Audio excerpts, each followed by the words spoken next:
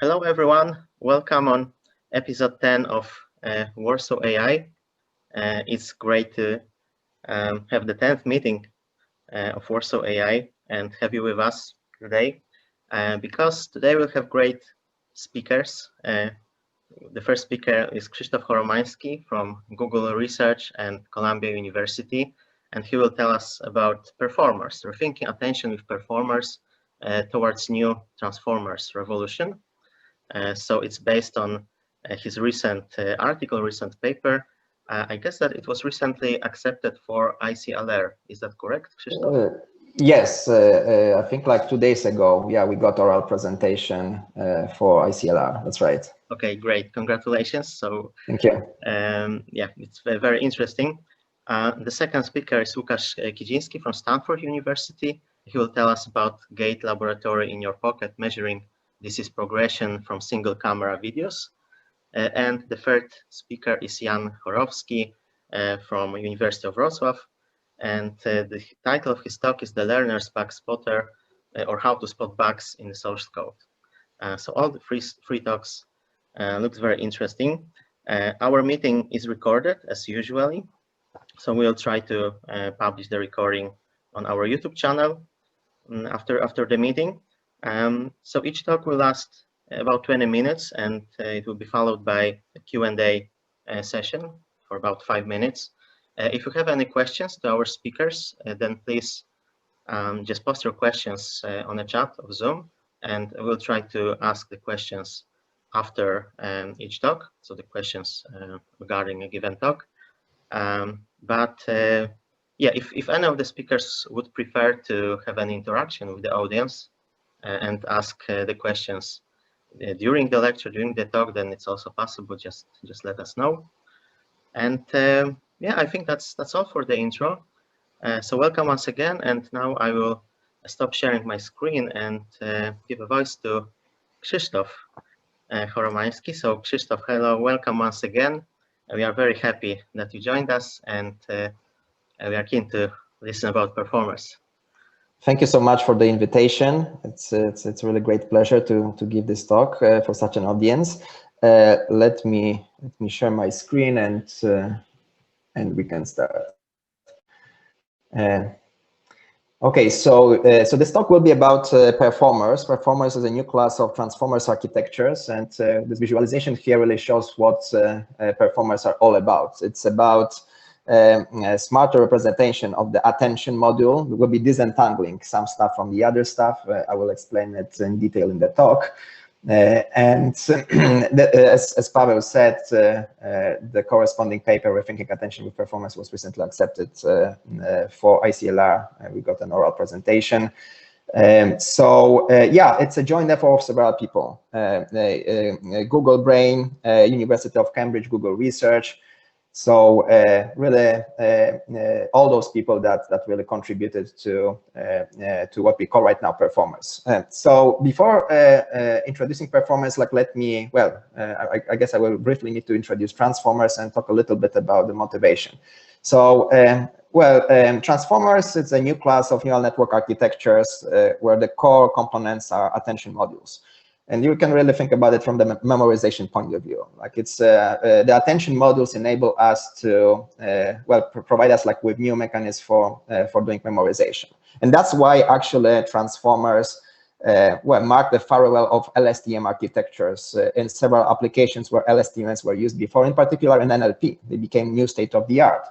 So it's a different way of dealing with long sequences. The sequential data is the standard data where transformers are applied, and they memorize much better patterns. They can learn longer range dependencies that are forgotten by LSTMs.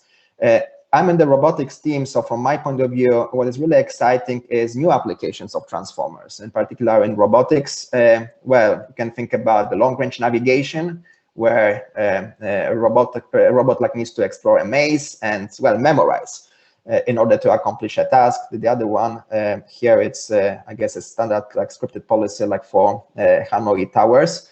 And yeah, in all these settings, really, what you want to have is a policy that is not truly reactive. You would like to memorize, you would like to attend to events that happened in the past, And this is like a really good entrance point for attention-based architectures, which transformers are. So the problem with standard applications of transformers and attention in general is scalability, or I would say lack of scalability, is that the fact that we'll see like in a moment they scale quadratically with the length of the input sequence.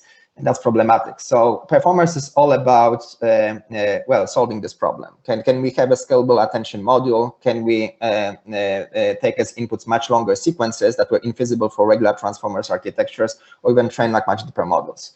So this is an example of attention. Actually, it's a hybrid attention temporal and spatial.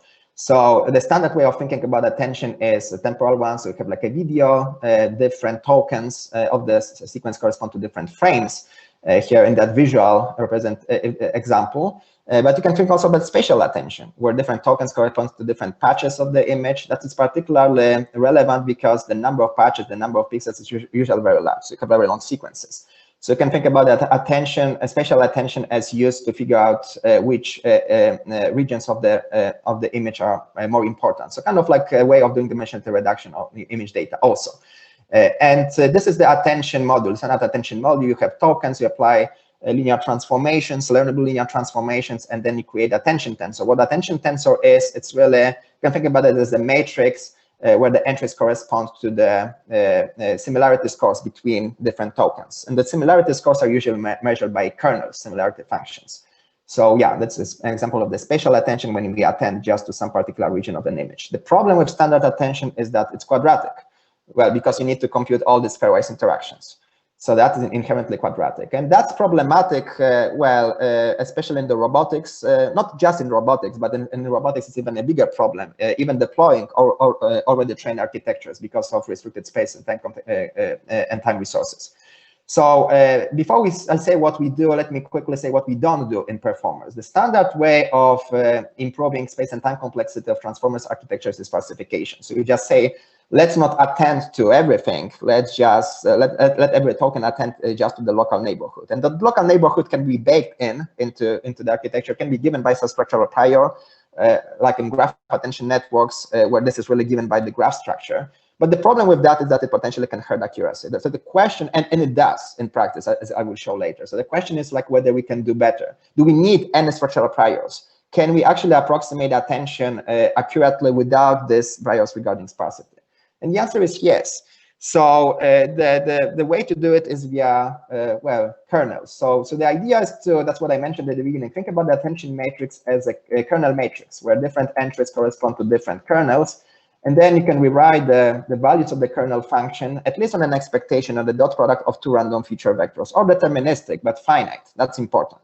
So that representation gives you a low-rank decomposition of the attention matrix. So what you see here is pretty much low-rank decomposition with probability 1 or an expectation. And what you really need to do is you just need to figure out how to construct those feature representations, because as we'll see in the moment, that decomposition already leads to space and time complexity gains.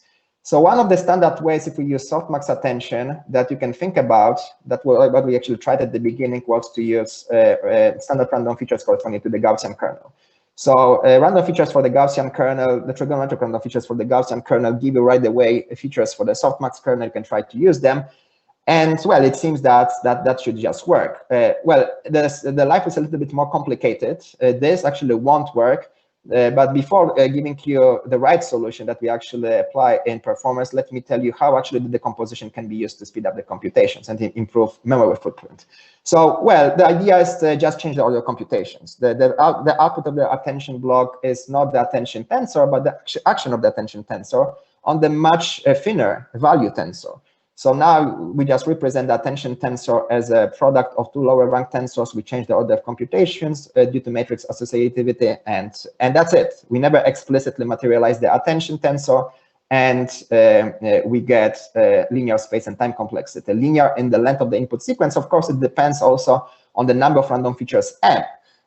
In practice, I will, if we have time, like I will show you that you don't need to use that many. The number of random features, like in practice, needs to be, like roughly speaking, of the order of magnitude d, a little bit more, but at least like in theory, but in practice, actually, not necessarily. So it's pretty good.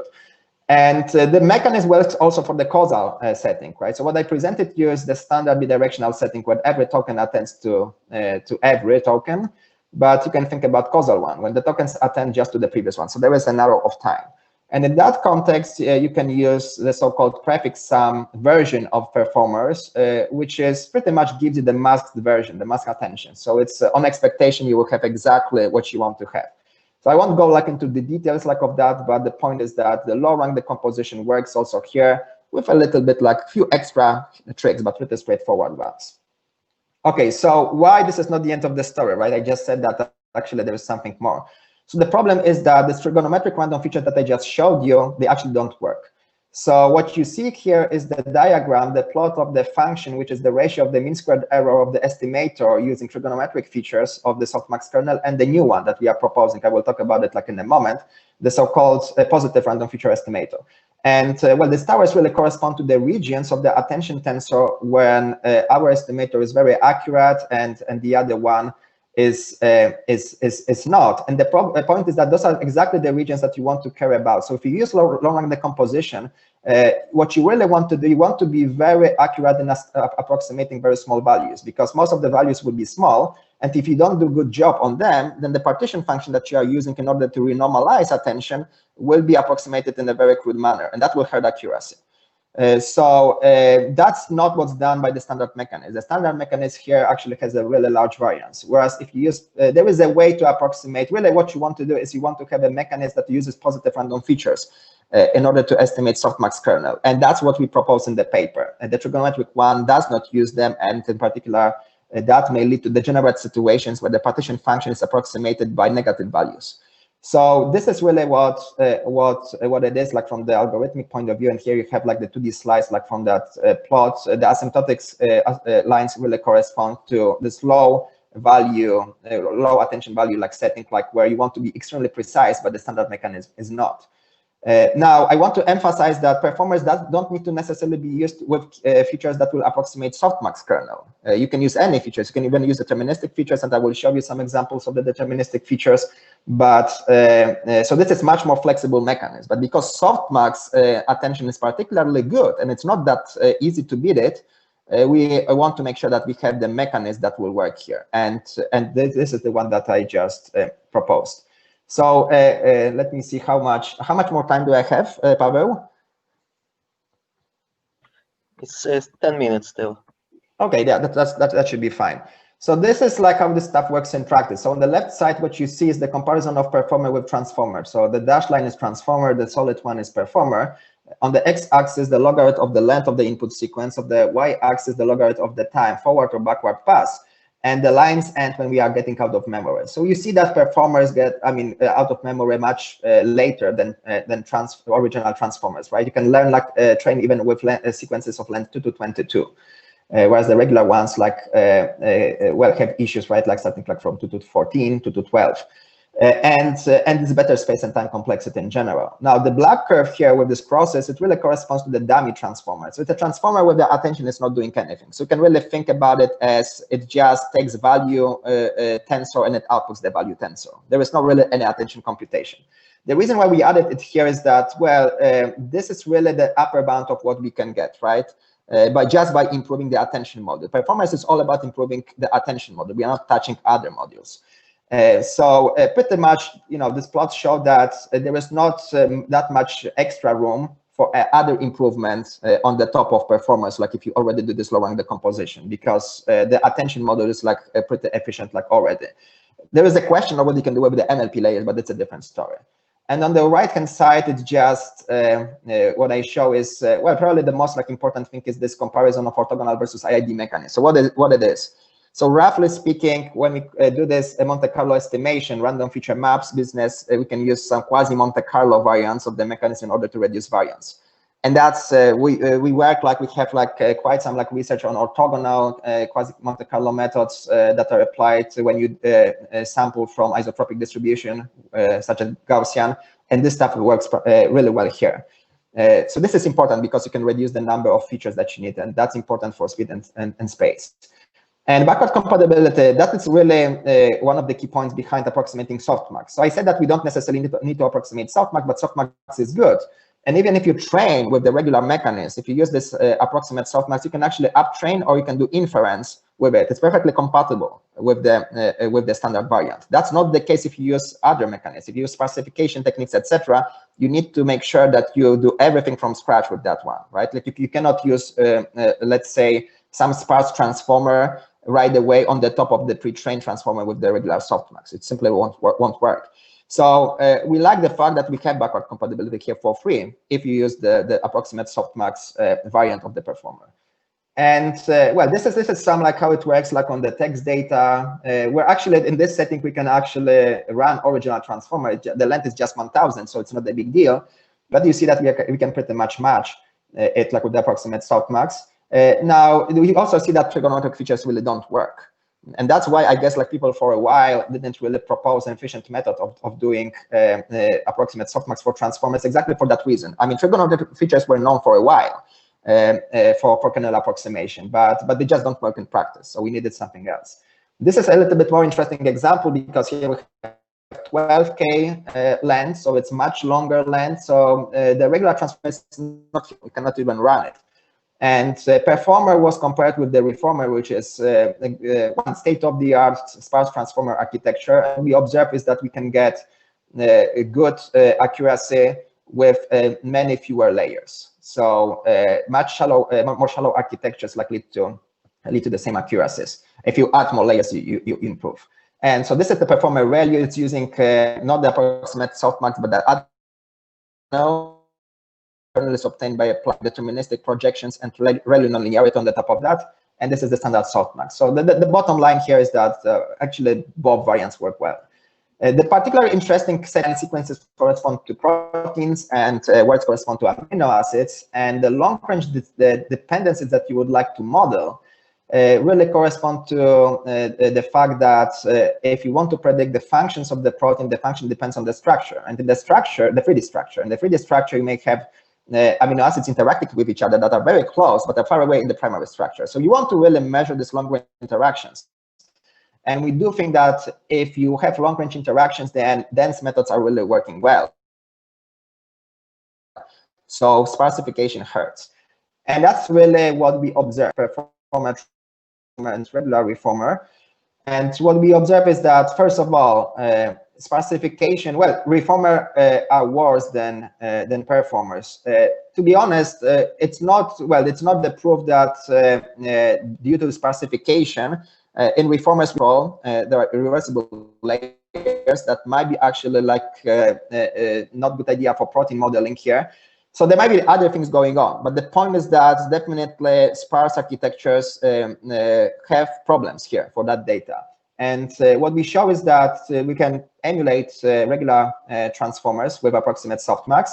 We can even outperform. This is like a version like with the performer ReLU actually works better than performer softmax. So that's the beauty like of the fact that we have a flexible architecture when you can plug in different kernel features. You don't necessarily need to do even randomization. Now, the really important thing is that, well, there are settings when you cannot run regular transformer also in bioinformatics, for instance, complexes of proteins.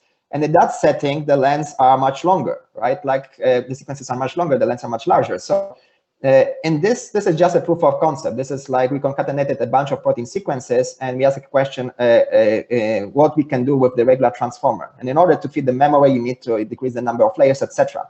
And that, of course, hurts accuracy. You don't need to do that if you do performers. So maybe I will skip this. This is more like kind of like some bioinformatics details. The bottom line here is that we can learn interesting patterns, relationship between amino acids with performers, but I can talk about it like more like later. There are some questions. But one more thing, performers were already extensively tested by other researchers. So there is another paper which actually also will be at ICLR 2021, Long Range Arena paper where different transformers architectures are compared, not just efficient ones, but also like less efficient in terms of accuracy, speed, space, and etc. And we are very happy to see that performers are doing really well. So those tests were not really run by us. I mean, researchers just took our stuff and just use it. And by the way, performers are available, are open sourced. And so the accuracy is pretty good. The speed ups are really good. And so if you look really for scalable architectures, I would say that performer is a good choice. This is the plot representing the speed and the long-range arena score, which I guess it's an average score like over a couple of different transformer tasks that were with long sequences that were tested here. So that's it on my side, and I hope I managed to, I mean, I'm good in terms of time. And thank you so much for the attention, and if you have any questions, I'm happy to answer. Thank you once more. Okay, thank you very much. You are even ahead of the schedule, so that's great. we'll have more time for questions. So I will have 2 questions Sure. at least, but I would maybe just repeat once again that if anyone has any question, then please post them on our chat, and we'll ask Krzysztof. So I remember there was an example. I think there was a picture with some structure of a chemical material or something like that. I mean, so my question is, oh yes, something like that.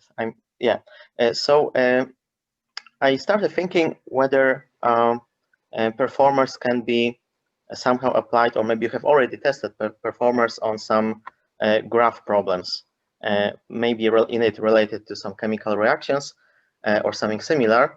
That's very interesting for me because quite recently my research group achieved quite good results by applying some architectures based on transformers on traffic optimization problem, when indeed we encode the structure of a road network, which is a graph, of course, into an architecture of a neural network as well, and transformers were used as well.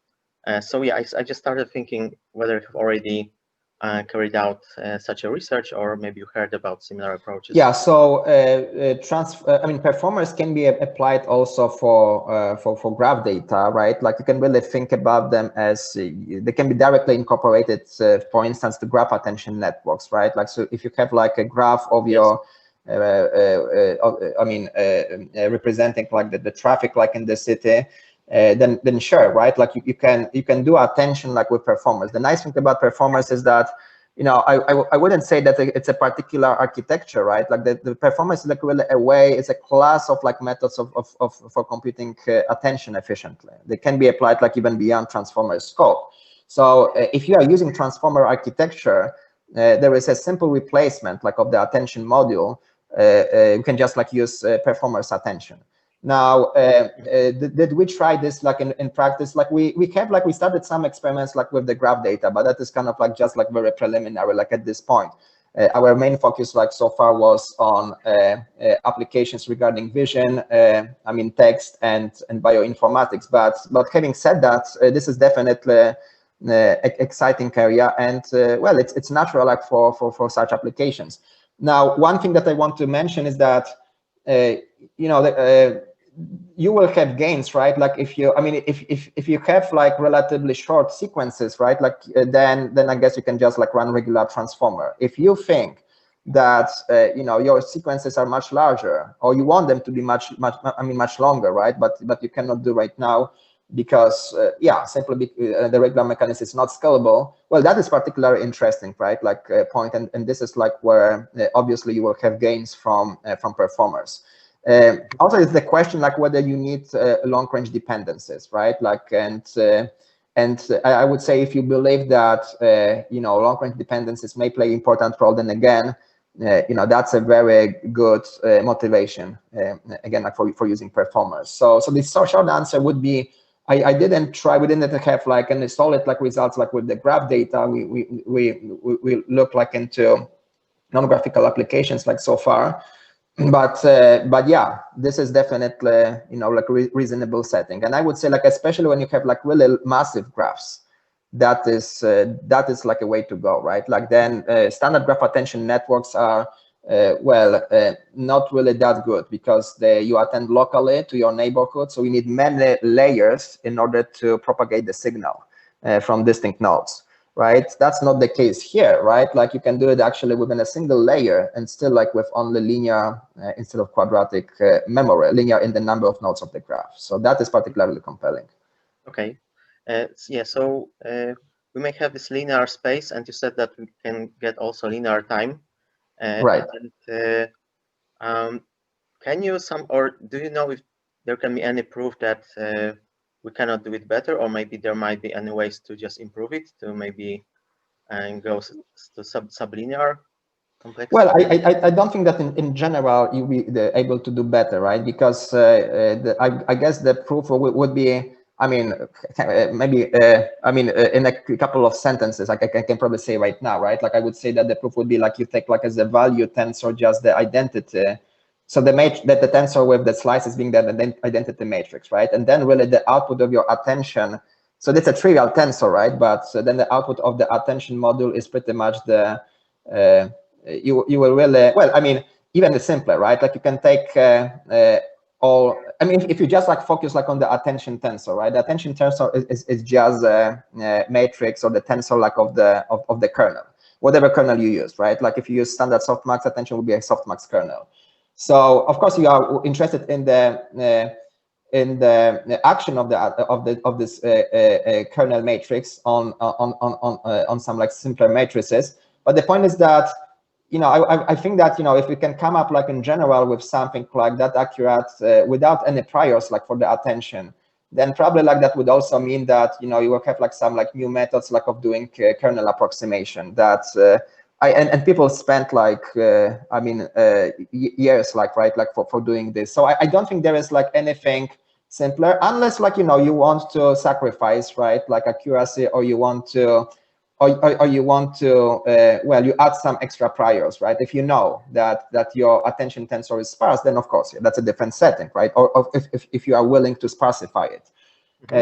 Of course, if you know also that the value tensor is maybe it has like some like very trivial structure, then there is like a way. But I don't think like in the general setting, you know, you can really do much better, simply because, you know, the problem can be really reduced like to the problem of accurately estimating the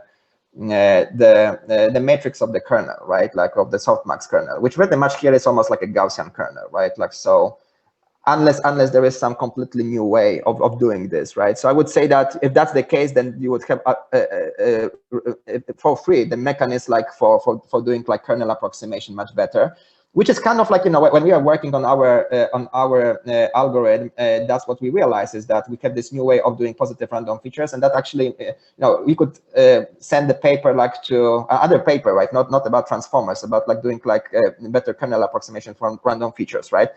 We thought that this is like just like a much more exciting application, but the method like can be applied there, right? And it kind of like it gives you like new insight. But yeah, so I would say I don't think there is like an easy way, right? Like to do something sublinear.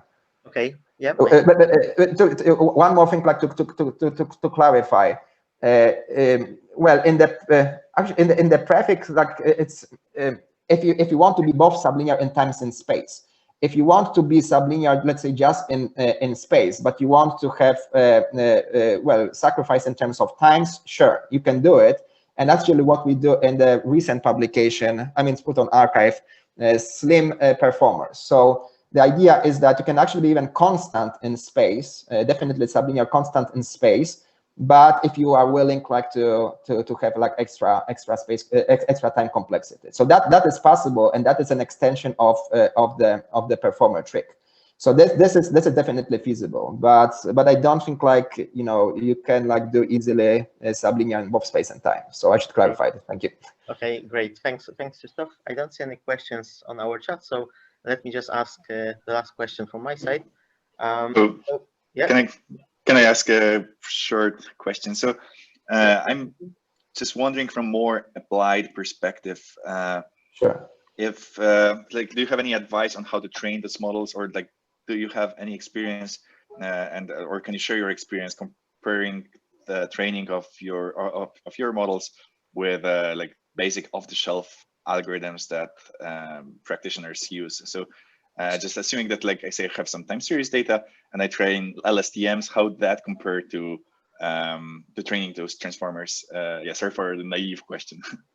Well, so the point is that if you know how to train transformers, that's pretty much like, I mean, you train performers in exactly the same way, right? Like, because the only thing that you replace is your attention module, right? Like everything else is the same, right? Like so in principle, you can actually incorporate like performer into your favorite transformer, right? I mean, and we have like hundreds of different versions, right? You can take reformer, right? And you can just replace the attention mechanism with performers one, but keep the reversible layers, and you are good to go, right? Like, so there is nothing really, you know, as long as you know how you train transformers, pretty much the same way with performers. I mean, the only thing is, well, there are like a few more hyperparameters, right? Like there is a number of random features that you choose, but that's something that is not learnable. You just choose it. I mean, you can kind of like play with it and make it like a function of time, but we didn't do it. You don't actually need to do it, right? In practice, like 200, 300 random features is enough, right? So if your sequence is much longer, then you have gains, right? But the question is whether you want to redraw those features or you don't need to redraw those features. That's kind of like another, like, you know, it's sometimes redrawing helps, sometimes it does not. But these are kind of like, you know, pretty much two hyperparameters that are even non-existent if you use deterministic variants, right? If you use performer rel, you don't have random features and you don't need to redraw, or kind of like, you know, think like whether you need to redraw or not. So I would say, you know, if you know how to train transformers, the only thing that you need to do, you replace attention, I mean, with the new one, and you think about it as a black box. And we just do behind the scenes like something like more fancy than just quadratic computations. And that's it. Everything else is the same. Mm-hmm. Thank you. Are there any more questions? So maybe the last question from my side. Krzysztof, in your opinion, what's the hottest, most interesting research direction in this area? So let's assume that some AI researchers from Poland, from Warsaw, would like to start working on this topic and use your tools, because you said that the tool is, so the program, the code is open source as well, so we can use it, and someone has already applied. So sure. What would you recommend? Well, two things, right? Robotics and bioinformatics, right? That is really super exciting in my opinion. Of course, I'm biased, right? But because I'm like in the robotics team. But these are the applications where I think transformers like will really shine like in the next like few years. Much less standard than the kind of like text applications, and extremely important, right? We know like what AlphaFold V2 did, right? And they have attention-based architectures. Actually, you know, I don't know exactly what they are doing. I mean, I guess if I knew, I wouldn't be able to say it here. But I don't know. I don't know. I know like what's on the block, right? And they use attention. That's the magic word, right? That I know. So so I think bioinformatics, right? If you have genomic data, you have sequences like if you have a honeybee, 200 million base pairs, right? You have a virus, you have like few thousand base pairs, right? Like a human genome, it's like few billion, right? So if you can kind of use transformers like for modeling genomes, right? Like in order to understand the transcription process and translation process, etc. This is huge, right? So that's like one setting, right? Like where transformers are not, I mean, they are used, transformers Excel were used like for genome annotation like recently, but we are just at the beginning, right? Like of the journey. And the other thing is robotics, right? Like lifelong learning, vision data, right? Like you have like rich vision data. This is like the setting when you have long sequences. So I would say that these are the hottest like areas, like in my opinion, like where it's just a matter of time, like where we will have like really amazing results because we have lots of these new advances on the algorithmic side, right? Of course, we can put like more like compute, but the point is that maybe it's not that much fun, right? Like I mean, I think it's fun like if there is something algorithmically that you can make in order to make a difference. And I think performance is exactly this stuff. So anyway, this is just my impression, yeah. Great, thank you very much, Krzysztof, for your recommendations, for a great talk once again, and answering questions. Thank you so much. Thank you. So now we can move on to the next speaker, Łukasz Kidziński from Stanford University. Perfect. Thank you for the introduction. Let me share the screen. So as Pavel mentioned, I will present research from Stanford, but like recently I've joined the BioClinica company as a director of AI here through acquisition of my startup. So like that's a happy story from last couple of weeks. But today I'll be talking more about my research on the Stanford side, which was in bioengineering department in musculoskeletal modeling. So the talk will be about Gait laboratory in your pocket, measuring disease progression from single camera videos. that's a joint work with my teammates from Stanford. So let's start. So why do we actually analyze movement in the first place? So at Stanford, we care about multiple populations of patients for whom we want to analyze movement. Here I present three main groups. So the first group is elderly population, where diseases like Parkinson's disease, Alzheimer's disease, and osteoarthritis, which are more on the musculoskeletal side, affect their movement to the extent that it limits their participation in the social life, and some of the patients get depressed. So ideally, we would like to quantify problems in their movement so that we can act very quickly if some neurological problem comes up or some orthopedic problem comes up.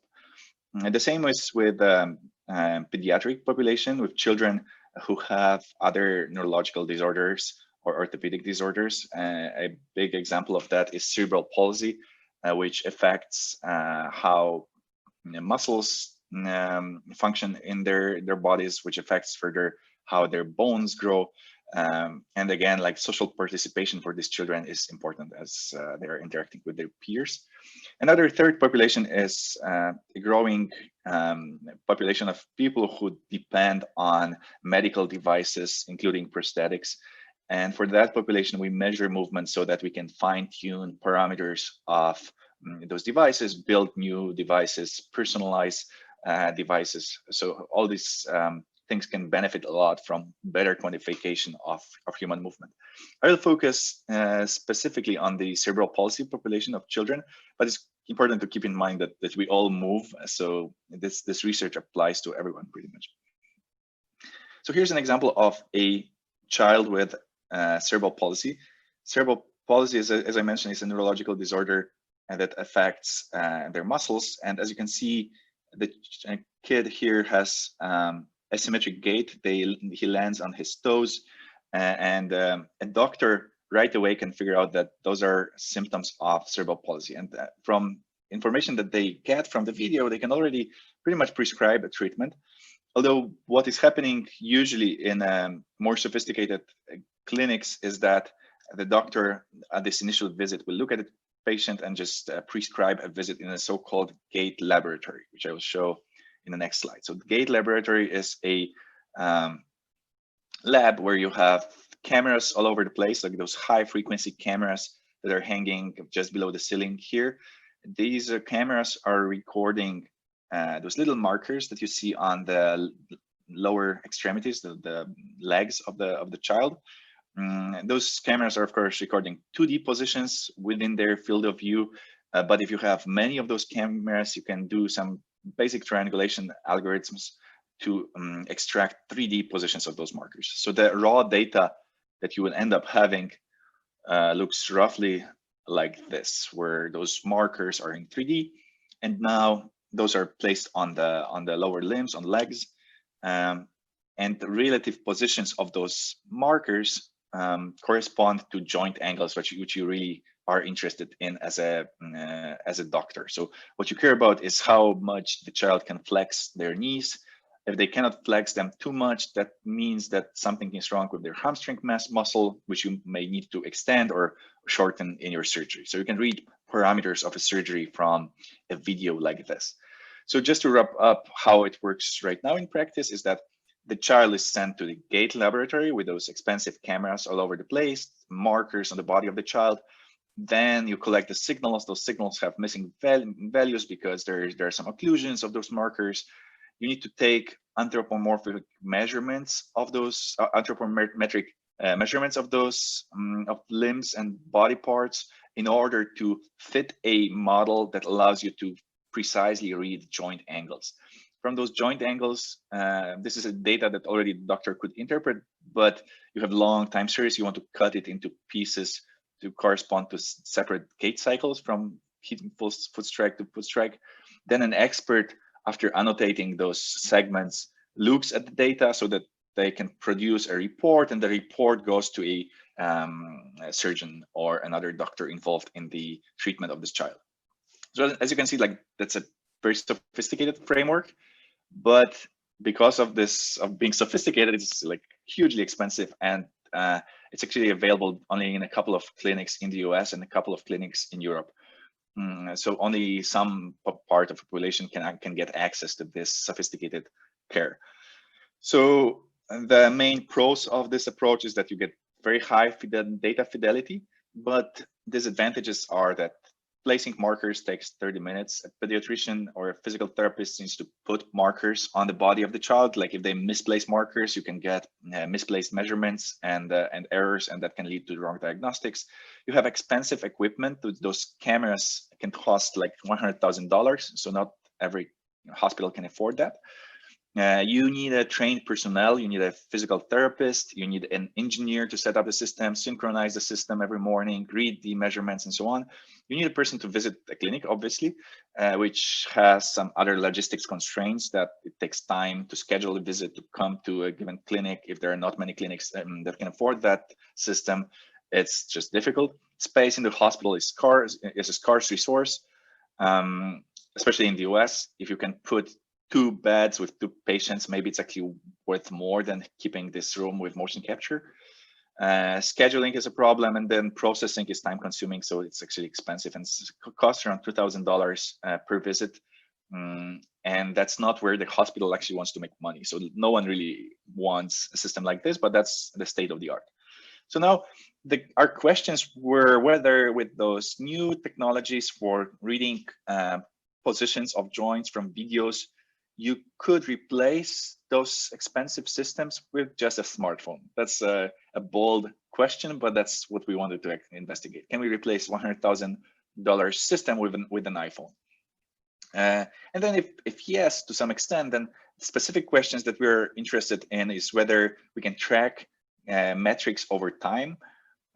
So just for a potential application of that for monitoring patients after treatment. So right now you basically don't monitor patients after surgery because it's too expensive. So doctors don't have any feedback whether their surgery worked or not. Maybe patient comes back after 5 years, but they don't know if your surgery worked immediately or not.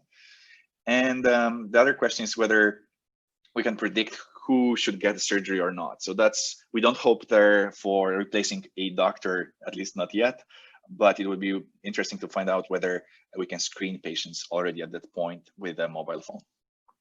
So the new approach that we propose is quite basic from the AI perspective, but quite novel for clinic. So basically, we want to replace this expensive system with a mobile phone. You record the patients, you run an off-the-shelf key point detection algorithm that gives you positions of those virtual markers all over the body in one video. And this, since we are in the video space, you can think of those points as time series per frame. So you have these 25 key points here, 25 2-dimensional time series. You can throw them all into some neural network.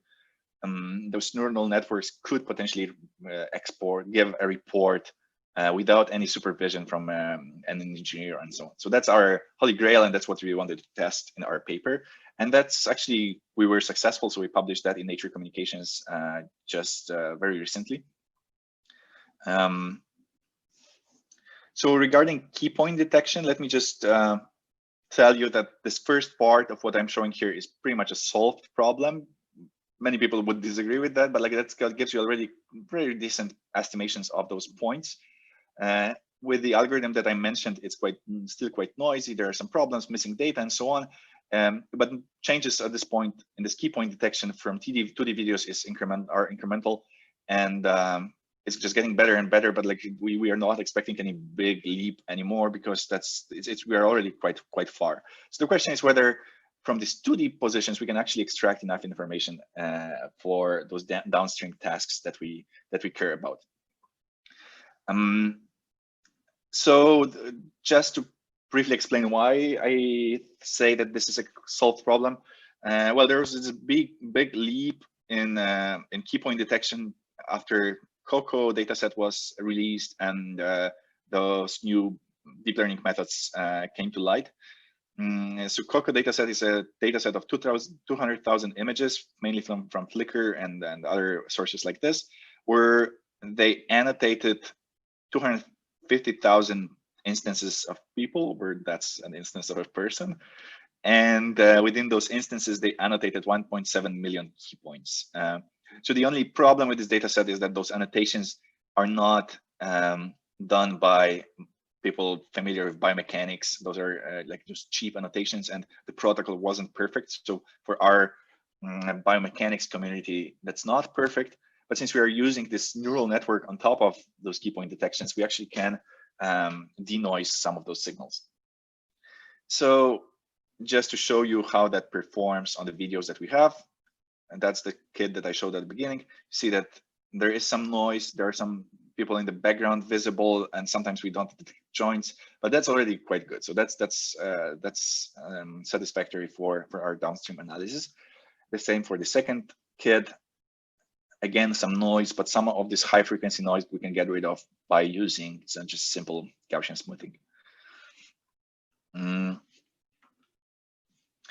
So now regarding the second part of the pipeline, we obviously needed a lot of data, and here we were very lucky that we collaborated with a hospital in Minnesota called Gillette Children's Specialty Healthcare, where they send us 1,800 videos of 1,000 patients. Some of the patients came to the clinic multiple times.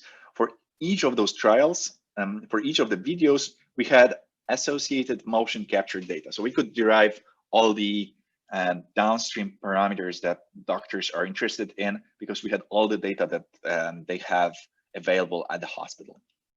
So now we basically, what we do is like what any person here in this Zoom room would do. If we have input data, we have those time series, we throw it to a neural network. It doesn't really matter for our particular application what it is, as we're running the proof of concept study, but clearly with some sophisticated transformers, we could hope for some better results. We just used basic LSTM modules, and the variables that we were predicting were the minimum knee flexion, walking speed, cadence, gait deviation index, and probability of getting a surgery after the visit, which we also had information on. So we train this model, and now we check how it performs. We got around 0.83 correlation with knee flexion, which is one of the most important parameters that we care about. So that's maximum knee flexion, which, as I was mentioning earlier, if you cannot flex your knee too much, then maybe your muscles are too short, and you need to lengthen the muscle. So this parameter is actually a parameter that goes into decision on surgery parameters. So we had correlation 0.83. You could imagine that this knee flexion you could also read directly from open pose data. So we could get an estimate of the angle here, and naively run a linear model to just get rid of the bias and some variability here to predict the true maximum peak knee flexion. But then we get correlation of 0.51. So that's kind of proving that our neural network architecture just denoises the signal a bit.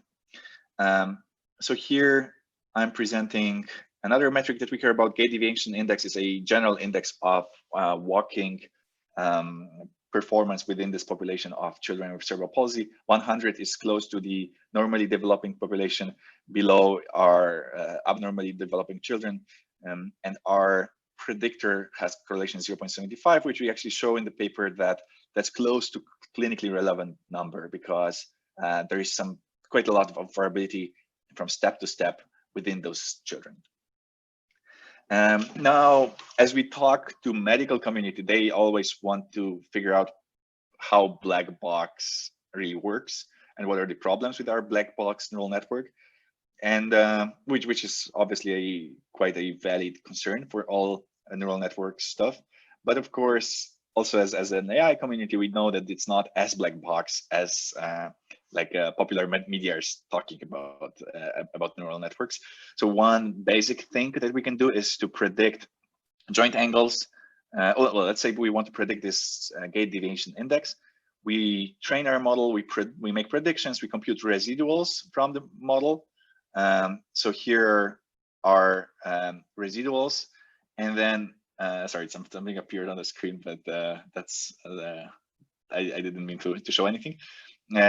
On the y-axis we have residuals. On the x-axis we have mean foot progression. So in our analysis, we were looking on the side views, so-called sagittal plane, but we could see whether from the frontal plane, since we had for some of the videos, we also had the frontal plane view, we could see whether there's some information in the frontal plane, in particular angle of the knee, of the ankle visible from the front, if this correlates with the residuals of our model. If yes, that would mean that there is some extra information in the frontal video that could improve our model. So this is some evidence that we gave to medical community that you could just to show how you could validate some of this information, whether residuals adding any information or not. Sorry, the predictors of other predictors add any information or not. We also found that this extra information from the frontal plane is actually not that big. So there is some information, but what we had from the side view is already sufficient for clinical use, at least like clinical research use. Now, another question we had was whether we can predict surgeries. We can do reasonably well. Now, 0.71, you can argue that for AUC is a small number. Doctors are still closer to the black curve. Like, it's not that they're random, but like there's so many factors coming in. The children that come to the clinic have so many difficulties, and parents have so much impact on the surgery that usually doctors are not better than those curves.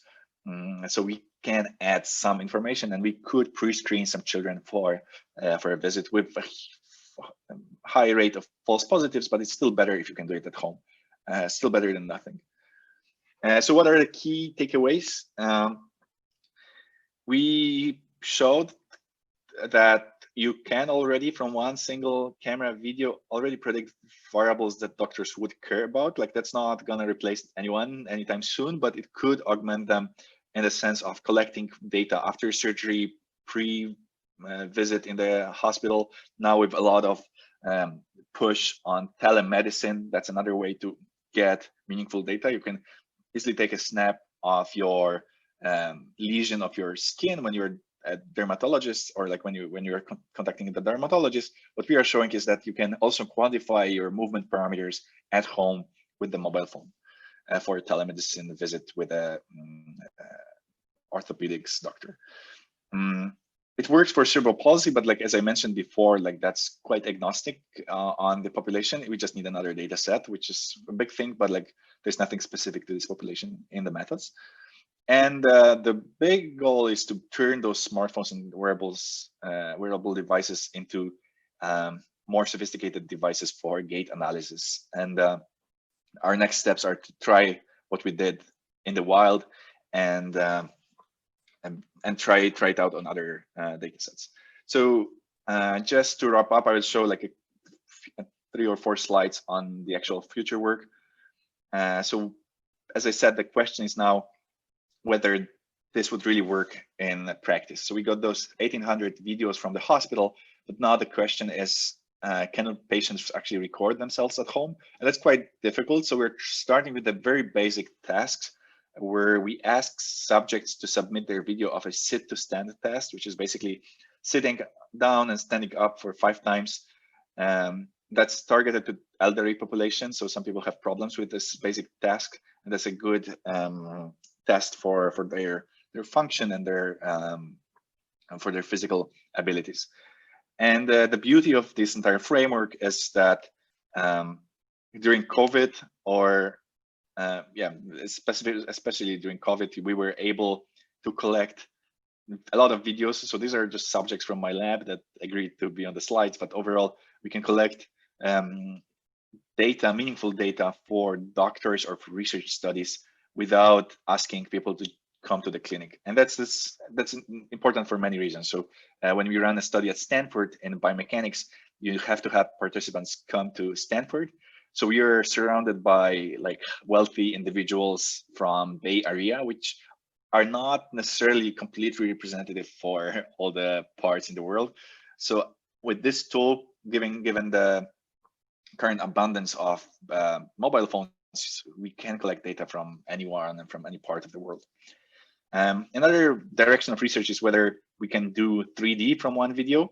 so there were some recent studies on trying to do that. So here's a video of a person, and we used one of those 3D key point detection models to detect key points, and then we fit model from our lab. So this is a musculoskeletal model from our lab that can potentially be used to read more sophisticated parameters of movement, like muscle activity, joint loads, and so on. So that would allow us to build important tools without using too much data, because here it's actually just one video was sufficient to actually get some model information from the model, since the model is completely physics based. And here's another example of the same. So we could use it for, I was describing a lot of clinical applications, but of course you could use it for sports, or at the intersection of sports and clinic. The ACL ACL injury is the biggest one in sports, and we could read joint loads on the knee to kind of try to prevent the surgery, or find which subjects are potentially in danger for getting an injury. So that's all from me. That's a work with my great co-founders from Stanford, co-authors from Stanford, Brian Young, Jennifer Hicks, Apurva Ragopal, Scott Dalp, and our collaborator, Michael Schwartz from University of Minnesota and Gillette Children's Specialty Healthcare. And yeah, that's it. So I'll be very happy to answer any questions. Okay, thank you very much, Łukasz, for a very interesting talk. It looks like very important research from a medical perspective as well. I don't see any questions on the chat, so maybe I'll ask the first question. Can you tell us a bit more about the neural network models that you used in this research, and whether do you think that you can still somehow improve the results, because it looked that the accuracy is already quite good, but there might be also there's still room for improvement, probably.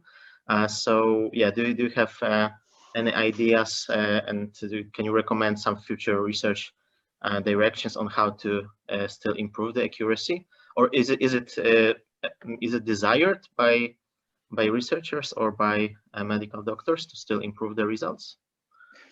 Yeah, that's a great question. So so these are results actually that we got around 3 years ago, and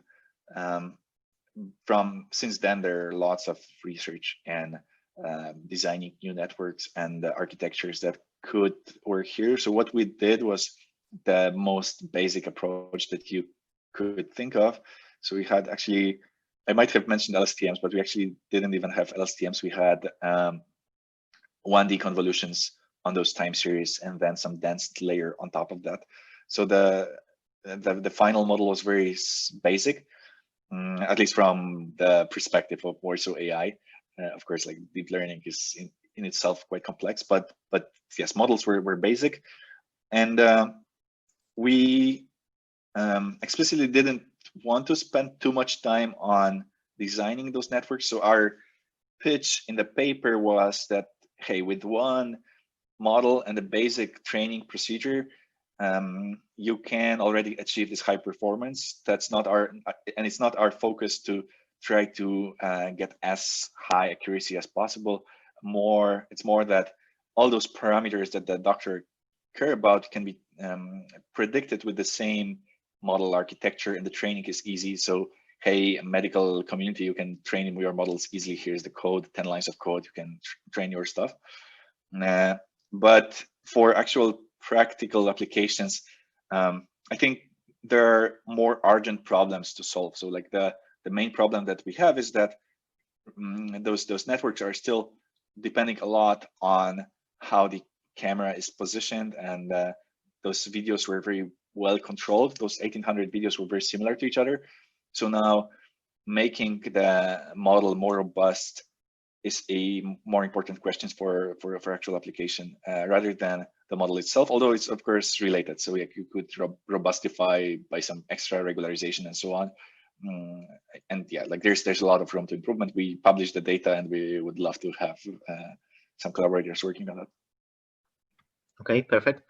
Just one question to clarify regarding the key points. So I understand that these are just some important joints in the body. Can we say that these are, or that points corresponding to the joints, or?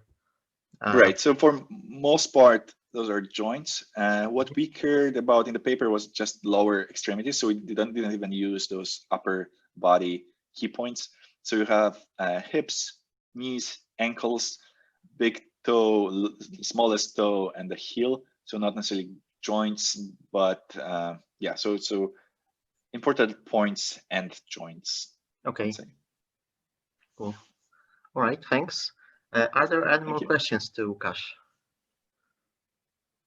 I don't see any questions, and we are now a bit behind the schedule. So I think we can thank once again Łukasz for a great talk, and good luck with your future research and startup. So fingers crossed. And now we can move to the third talk and third speaker. Hello, Janek. I see that Janek Chorowski is ready. Janek is a professor from the University of Wrocław. So we're also very happy that he agreed to give a talk today. Janek, can you try to share your screen? Yes. Are you able to see it? Yes, we can see it. Great. Cool. Thank you. All right, so let's start. The Zoom is yours. Thank you. Thank you for the introduction. So hello everyone. So today I'm actually wearing a startup hat as well. So I represent Navalgo, and I thought because it's a fairly new company, I would start by essentially introducing what it is. So we try to be at the intersection of essentially algorithmics, graph algorithms mainly, and then machine learning. Because it seems to be an interesting place to be, and also there are some business cases, and one of them is essentially to make sense of unstructured data by learning to map it onto like graph processes. And something that actually starts to sell is, for instance, taking people's GPS movements and then showing them what's crucial. So an example here is a data of Schenker, a client for the Germany-China train.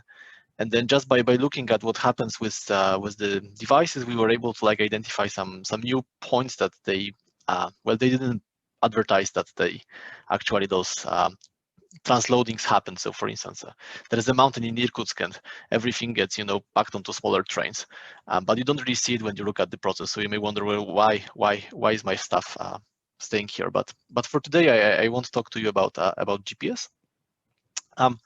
Instead, I thought I would talk about a topic which is probably close to heart to many people that are here. So programming and then learning how to program. And maybe COVID is actually a good moment for this because we see how things scale. We see how you can scale education by essentially broadcasting lectures or broadcasting classes. But the thing that doesn't really scale is how you give feedback to people and how you correct and how you grade them. And so we've looked at essentially the ability to provide feedback to the beginners in programming.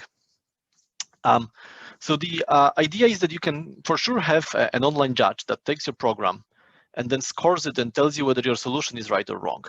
But if it's wrong, you tell the user no, and then he has to figure out what to do with it. And sometimes this can be like a showstopper. So essentially, if that person doesn't figure it out fast enough, they may essentially lose the interest in programming. And so our idea was to help them by showing them which parts of the program are crucial, and so essentially underline the lines that would contain bugs. And this may seem like a trivial task because the introductory programs that people tend to write, the first exercises are not that difficult, but as a matter of fact, the task is hard because you can say the same thing in many ways. So for instance, here there are 3 examples of how you could write factorial. And if you take an experienced programmer and you ask him to write the factorial, he'll probably write something very standard. But if you take like a novice programmer and you ask him to code even such a thing as factorial, he will probably write something which is at least partially non-standard. And then he can introduce a side function or or he can drop it. He can use a for loop, a while loop, or recursion. And all of these programs, they should compute the same thing, but they basically look very different, and it's hard to see without thinking that they indeed do the same thing. And if you look at how programming is taught at the scale right now, so if you look at the MOOCs, what they try to do is they don't try to attack the problem of essentially understanding what's correct or wrong about the programs that people supply.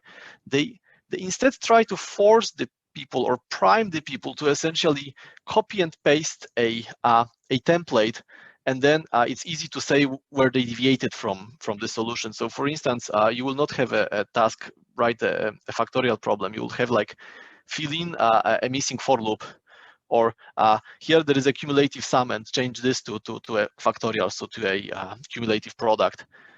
And we feel that this is not really how you should be teaching programming, because in programming you are creating new things. You don't go to Stack Overflow and then think how to copy this line and slightly change it, or at least for the really hard task for inventing new things, you can't just find the answers online.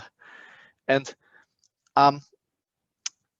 helping people to understand where the problem in their code is not that easy. And just to show you how it works, I would give you an example of essentially two very simple programs. And can you essentially, I'll take like 30 seconds right now, and are you able to essentially guess which lines are wrong? Both of these programs contain bad lines. So the one on the left, it's a very simple arithmetic problem. The one on the right is slightly more complicated.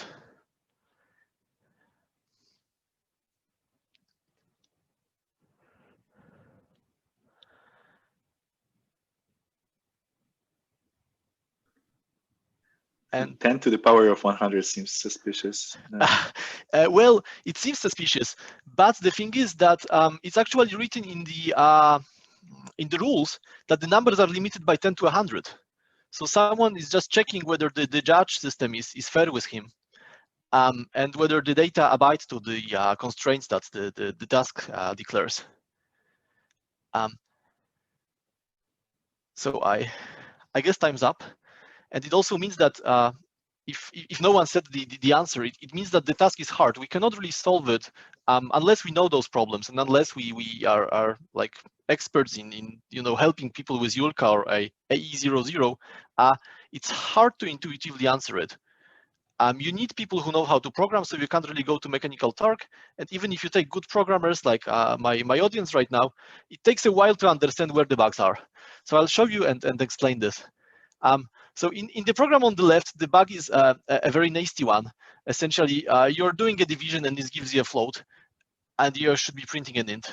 So you should attack this line. And by the way, the highlights are by the program. The underline is the ground truth solution, and the redder the line, the higher the score that this is a buggy line. So the program also complained about this 10 to 100, and in fact, it's a spurious line, right? So you see that this is really a task where the people were free to code whatever they wanted, and doing so, they introduced those spurious constructs. And then for the task on the right, essentially the loop has a bad condition. There should be a less than equal, but you also see that the person that was solving this tried really hard to write an efficient program. So for instance, the loop is unrolled for the case of n equal to 1. It has this compressed formula for how many rectangles with side of I there are. So everything is correct, but this one sign here. And on those slightly cherry-picked examples, we do quite well. So how can you essentially design a program that will solve these tasks? Well, you need data, and we were fortunate to essentially get the data from Spoch, so from the Polish online judge system. And we took the easy problems that many people solved. So for instance, those rectangles problems, the Yulka task, even something as simple as essentially eat from the standard input and stop at the number 42, which proves to be challenging for people that just start programming. And then what you can get is you don't only get the correct programs, but you get a full history of what people were evaluating. So you can see from this data what the people that were solving the problems thought that are their bugs, how they tried to solve them, and finally, what was the final change that they did that took them from a bad program to a good one. And we tried to derive labels from this. So essentially, we looked at the final change that people did, which got them to an accepted solution. And in roughly 60% of the cases, this was one incorrect line that people were fixing. Then in 30% of the cases, it was 2 lines. And then in very few cases, this was more than 3 lines. Sometimes it's like the whole program. So someone struggles with a stupid bug and essentially decides to throw everything away. And then, I don't know, writes down the final new line in the print because that was the missing part. But he was struggling with another one. So so we believe that highlighting this could help. Okay, so now that we know how this essentially why this problem is important and why it's challenging, I can show you essentially a glimpse into how we can solve it. And the main question is, how do you reason about computer code? And at the lowest level, you can treat computer code as text. And this is good because you can use all the glorious NLP and information retrieval techniques, including deep learning. You don't really need special tooling for programming languages. This is programming language agnostic, and the techniques you use, if you have the data, you can trade them on everything you want. And in a sense, this works because if you have those tasks, they often require fairly short programs, and most of those programs have this one crucial line. And this can be, this loop termination condition. This can be the fact that you print with new lines or without them, or as integers. So it kind of overfits and select those patterns. And then it's essentially taking this eyeball through the code where if you have seen 100 buggy programs and you see the 101st, you probably know by just glancing at it where the problem could be. But it's actually also applicable to use the current deep learning technique or pre-training and fine-tuning in this NLP approach, because for instance you can just train on unlabeled code. So you just train on solutions, correct or buggy, to learn how source code looks like, and then you can fine-tune this to say either a solution, so you learn how typical lines for that particular problem look like, or you fine-tune to label data, so you essentially train the program to find bugs. However, there is a large problem here, and this is that code doesn't really work like language. So you can do large refactors to code without changing the semantics, right? You can rename variables, for instance. You can shuffle things around. You can change the order of instructions. The compiler does it behind our back, for that matter, to make programs run faster. And most of these, they don't change anything. But then you can have like a one character which is off, like this equal sign missing in a comparison, and suddenly the whole code block behaves differently. And so just comparing text is not a good distance metric for code, but it works. And the example on the right is actually one where the incorrect loop termination is spotted by just those eyeballing kind of technique. So learning a language model and then flagging lines which the language model doesn't like. So if just looking at code as text is not enough, can we get a more advanced representation of code? Well, the next step would be to look at the code as a parse tree. So you run a parser on the programs that people give you, assuming they parse. If they don't, you can easily show them the errors.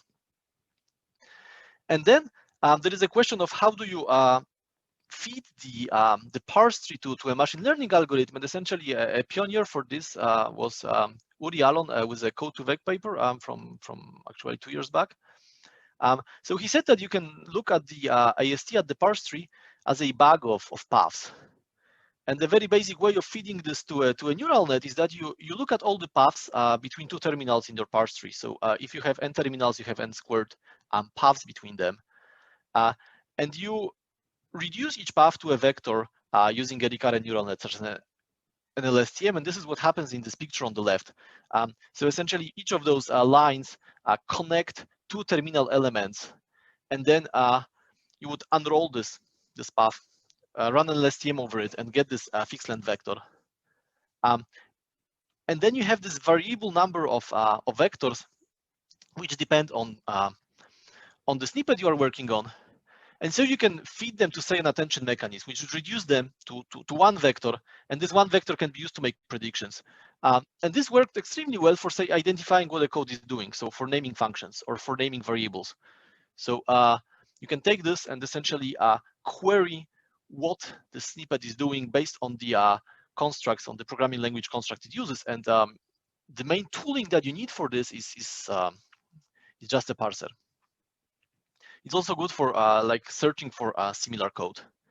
However, because it aggregates over many paths in the parse tree, it can highlight you similar code snippets. That's good, but it can struggle to essentially highlight the bug on its own.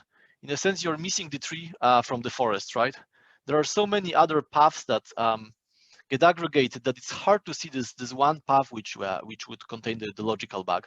So this is good for indexing code, but you need a little bit more to really highlight where two programs deviate. And so the third level of looking at code is no longer a syntactic level. So does this look the same, or does it parse as the same construct? It's more, does it do the same? So you can look at the program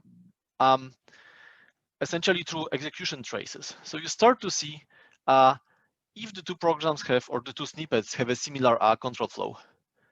Are you able to match the contents of variables? So it doesn't matter how people name them. What matters is that they get similar values along the execution of the program. And finally, do they have the same side effects? So for instance, are you printing the same things in the same order? And the advantage of this approach is that it's a good similarity metric. Essentially, it's insensitive to variable renames. It's insensitive to reorderings of operations. If you just look at the snapshots of the state of the program, say at the end of code blocks. So essentially, it creates very good classes of abstractions for your programs. The bad is that to understand what the variables are doing, my test for me was that essentially you have to look at the variable and be able to guess what it contains. So for instance, arithmetic problems are okay. You usually know what values you should get to get to a conclusion. It would be extremely hard to like reason about pointers like that and try to match two data structures on top of each other. So this would require yet another level of handling code. And the other downside of this is that you actually need to have a simulator which dumps you the state of the program at some intervals, like at every end of a code block. And so this really requires a lot of tooling. So you need to have a simulator for this particular programming language, and you need to implement in the simulator most of the constructs of the language, and even parts of like the standard library, such that you know that if you know two programs call a sine function, it's essentially the same thing. But if it works, it gives you a very strong similarity metric on programs. And then basically to make this bug spotter, what you can do is you combine the three approaches. So you combine this like intuitive eyeballing capability of language models, which spot many common errors. So for instance, they say this line looks odd, right? No one was checking for the 10 to 100th condition. So perhaps this line is maybe not exactly bad, but not needed. So it's a confounder. They can spot like essentially this one key line of the solution, like everyone is comparing to n squared, and you seem to be comparing to n squared minus 1. So there is something weird. But you have to augment this with essentially a retrieval of similar programs, and then finding where they deviate from the exact run. So for truly good results, you also need to have this AST plus traces sort of matching of similar programs, and then finding where they deviate. Unless of course you want to do a full reasoning of what the program is doing. So this is a mixed solution in which you are finding, using essentially counting or language modeling, some common patterns of errors, and then if this doesn't work, you're trying to find a similar program from a set of solutions and see where the two deviate, and then try to highlight these. And we have implemented a variant of this technique, and essentially I can show you how this worked on those simple programs from Spodge. So essentially, most of the tasks that you have chosen, and these were different tasks than the ones on the training set, the accepted solutions would have from 10 to 15 lines. So you already get a little bit of variability if you ask people to write that long a program without a priming them by say a similar program. On the average, we would highlight like 1.7 line, so 1 line or 2 lines for most of them, having roughly 80% precision and recall. And of course, you can increase recall, so highlight nearly everything with low precision. So this is like the sweet spot that would work best, and I can show you some examples of how this works at the end. But then maybe first some properties of this. So we were successful on the simple task, especially the simple arithmetic tasks, because there the traces work well. You can really match the variables by the contents they get, because you have to obtain the proper numerical result. And if your programs get more complex, you have to match them to some ground truth. So unfortunately, it works best if you have a big history of diverse ground truth solutions. So you can't really use it for like a scoring of a new task, but you also don't have to write a scorer for a new task. You need to have a few people that essentially got accepted solutions. And then as you go deeper into this hierarchy of looking at code, as I have shown, to use the NLP tools, you don't need specialized tooling for programming languages. But if you would want to add a new programming language with these traces, you will need to implement the parser and then the simulator. So this is a limitation in like the coverage of use cases that you have. We targeted Python because the tooling is the easiest to obtain, and had some success with C++. But for instance, C++ needs better tooling to be handled at the same level as Python. And then if both of these, we actually fail when people start to use the obscure parts of the language, which probably is not super surprising. But essentially, the beginners, they tend to use the parts of the languages that people don't use. So it's actually a problem in this use case. And then we really considered only lines that need to be changed. For an insertion, we would highlight something close, but I can show you how it works like now to show you that indeed this is quite nice. So here you have a few programs where we highlight the wrong numbers and the long lines, and they are the real problems that people submitted. So for instance, this snippet here on the bottom, it's supposed to read the input until it sees an 42, but this line is wrong, and it's correctly marked as wrong because n is uninitialized. So the essentially static analyze would highlight this as well. And it's also spurious because this condition is also checked in this break. And then the other line which is wrong is the scanf, which is a typing error, right? You should have a pointer here. But the tool actually gets the 2 lines correctly.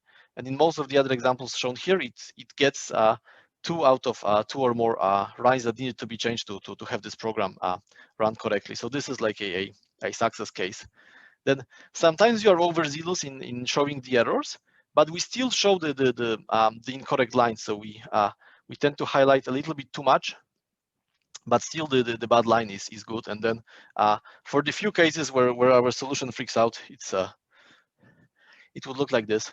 So the program would essentially prefer to like show the loop ends because that's a common error rather than the true thing. So here the person puts the break here, like the termination criterion is here rather than in the loop line, and probably this eyeballing behavior got over it. That's also a very weird program. So again, it looks like the person was trying to implement this simple task of reading stuff up to 42. But then for whatever reason decided to print things in the sorted order. And the sort is highlighted because it's a strange construct in this task. No one else is using sorting, but then it's not highlighted as strongly as this for loop for printing, which is also not used there because usually you can just print after you read. But in conclusion, this worked quite nice. And having those 3 levels of looking at code is complementary, so you can get a fairly sophisticated solution,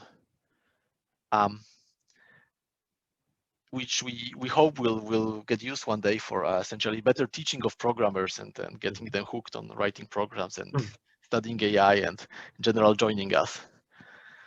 So the slides, I guess, will be shared. So they are the references that we used. And thank you for listening. Do you have any questions? All right. Thank you, Janek, for a great, very interesting talk. There is one question from Shimon. Were you thinking about using any formal correctness proving techniques, etc., or pre-processing the code to something like a common format? So pre-processing, yes. Any ambiguity you can take away is helpful. Formal correctness we didn't try. You could say that the closest you get is through those execution traces. So you don't really prove the invariance of the program, but you prove that it behaves like a good program, or you can highlight the place where you deviate from an accepted one. All right, great. So you showed several references, so it looks that there are also some other researchers working on similar topics. Do you know how your results compare to some other solutions? Can you say that it's state of the art currently? So I understand that the data set you used was probably not a standard benchmark. The data set, yes, the data set is spots, so it's hard to compare the results because it really depends on the number of submissions you have. It scales with data and also on the complexity of the tasks. But we tried to screen the state of the art and then implement whatever seemed most promising. So I cannot tell you it's state of the art, but we tried not to miss anything that would be obviously state of the art, and we didn't do it. Okay. Yep. So anyway, such a high values of recall and precision are impressive. So that looks interesting. And one more interesting question. So besides just spotting the error or the line with an error, do you know if there are any research works on, for example, recommending how to fix the error?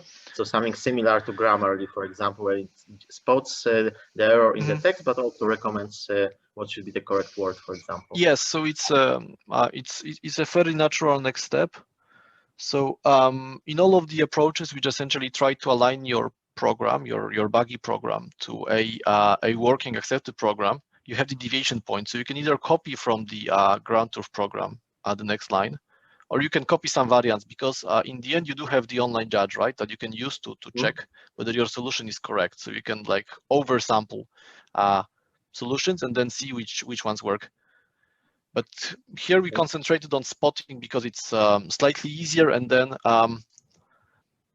you can, in fact, be pretty good at spotting without having to validate your guesses by trying to correct them and then certify to the user essentially that this line, if you change it, you will get a solution because you have one, but we won't show you for didactic purposes.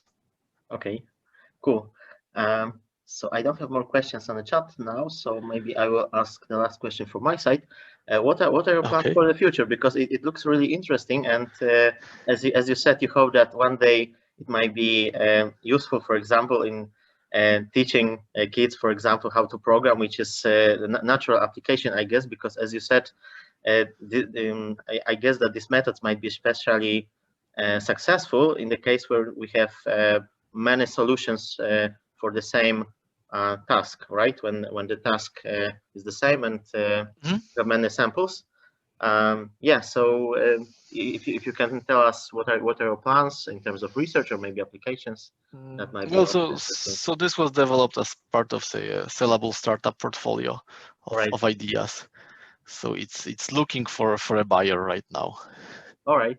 We are trying to market this to essentially MOOCs. Okay, fair enough. Okay, great. Are there any more questions, other questions from our audience? Looks there are no more questions. So thank you, Janek, once again. Really interesting talk, really interesting lecture. And yeah, that was the last talk for today. and it's 7:30, even 1 minute later. So it's also time to finish for today. We'll try to publish the recording in a couple of days or maybe weeks. And the next Warsaw.ai event will be in April, probably mid of April, 15th of April. So you are welcome to follow our Facebook group, our website, and look for the announcements. All right, thank you once again. I would like to thank once again the speakers. First of all, so Krzysztof, Łukasz, and Janek, and thank all of you for attending today. Have a good evening, and bye-bye. Thank you. Thank you. Goodbye. Bye.